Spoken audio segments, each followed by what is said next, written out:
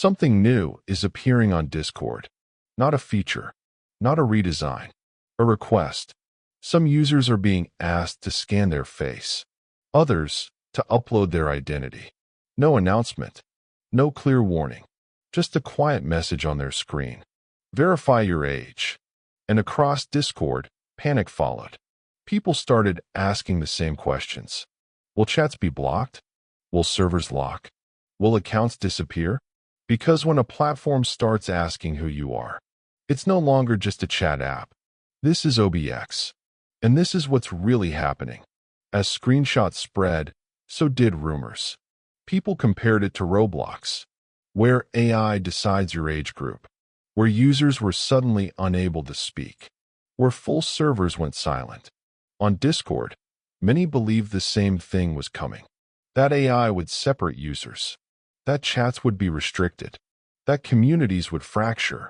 Social media filled with warnings, clips, and panic posts. But fear moves faster than facts.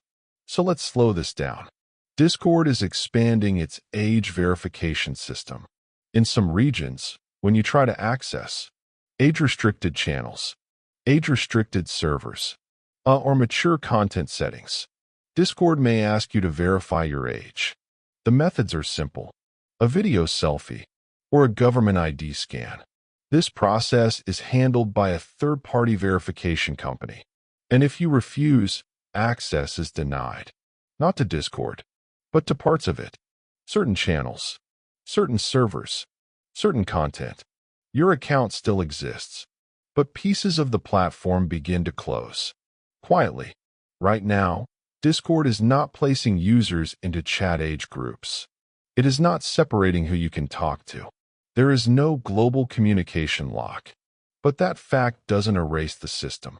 It only describes its current stage. And systems evolve. Because the real issue is not age. It's authority. An automated system is now responsible for deciding who can enter, who can view, who must identify themselves. And AI does not understand context. It misreads faces. It flags normal images. It makes silent decisions. If the system believes you are underage, you lose access. To reverse that decision, you may be required to upload official identity documents. And if automation fails, you enter manual review. At that point, you are no longer talking to software. You are negotiating your identity. Inside a system you don't control. Verification systems don't just analyze. They collect faces, documents, metadata, timestamps. And history has already shown something important. The danger is not only hacking. The danger is retention. Data that exists can leak. Data that is stored can move. Data that is shared can multiply. Trust becomes a requirement. And trust is not a security model. This shift is not unique to Discord. Around the world, governments are pressuring platforms to verify age.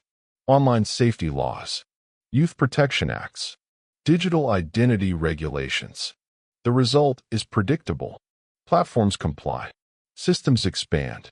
Verification becomes normal. Not because technology solved danger, but because regulation demands visibility. This is not a Discord decision. It is a global direction. Supporters say these systems protect children. But every major verification system has already shown the same flaw. They can be bypassed. Filters, face tricks, game engines, synthetic video. Bypasses evolve faster than laws. So what remains is not protection. It is collection. And once identity systems are built, they are rarely removed. Technology cannot replace human responsibility. No scanner can parent. No algorithm can educate. No platform can observe a child's world. Real protection has never come from surveillance.